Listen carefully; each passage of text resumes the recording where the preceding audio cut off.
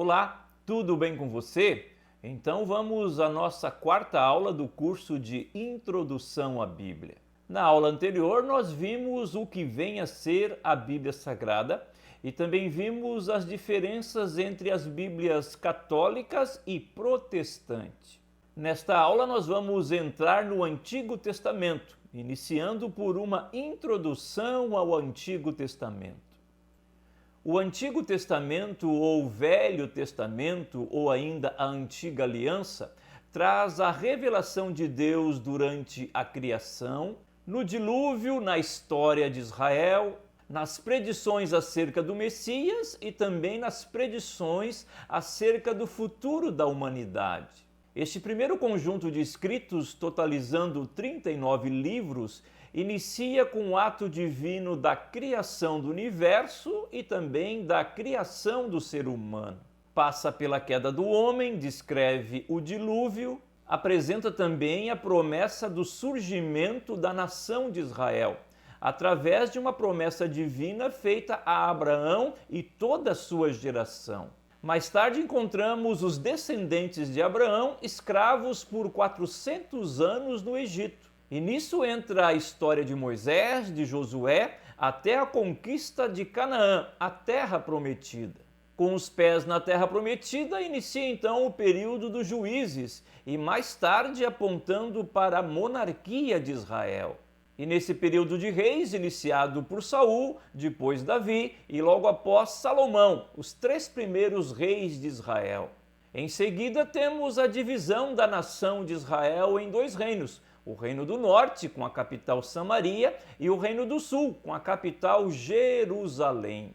E finalmente, durante esse período monárquico, aparece muito nítido nas páginas do Antigo Testamento o ministério de vários profetas levantados por Deus. Profetas como Isaías, Jeremias, Ezequiel, Daniel, Amós, Abacuque, indo em direção até o último livro, o profeta Malaquias. Esses profetas predisseram acerca da nação de Israel e também promessas muito nítidas de como seria a vida e a obra do Messias. E mergulhando um pouco mais nas páginas do Antigo Testamento, poderemos identificar de maneira muito nítida um único ponto: a preparação do ambiente para a manifestação do Filho de Deus, ou seja, a pessoa de Jesus Cristo.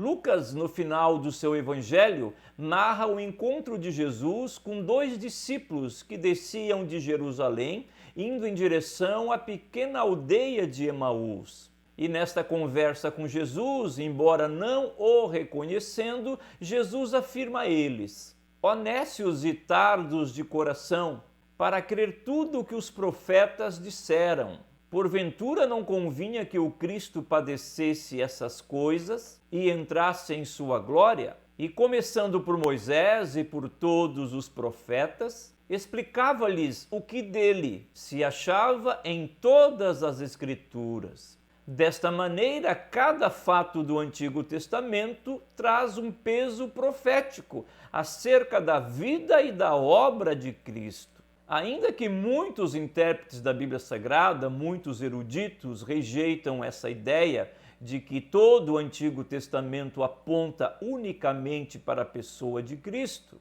no entanto, é inegável que a vida de muitos personagens do Antigo Testamento, assim como inúmeros fatos e ambientes contidos na Antiga Aliança, apresentem com riquezas de detalhes como seria a vida e a obra de Jesus. Nesse sentido, o próprio Senhor Jesus Cristo, diante de uma multidão incrédula que lhe pedia um sinal, ele afirma: ela pede um sinal, e não lhe será dado outro sinal, senão o do profeta Jonas. Porquanto, assim como Jonas foi um sinal para os ninivitas, assim o Filho do Homem o será também para esta geração. Jesus fez uso de fatos do Antigo Testamento apontando para a sua própria vida.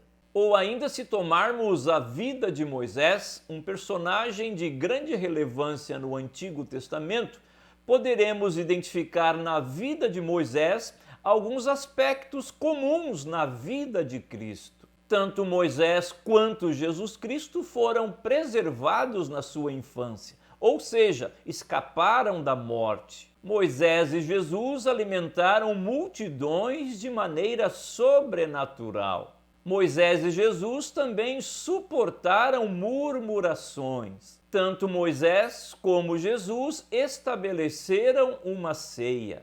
Moisés e Jesus foram vistos após a morte, ou seja, Moisés foi visto com Jesus no momento da transfiguração e Jesus foi visto por muitas pessoas após a sua ressurreição. Moisés e Jesus exerceram a intercessão.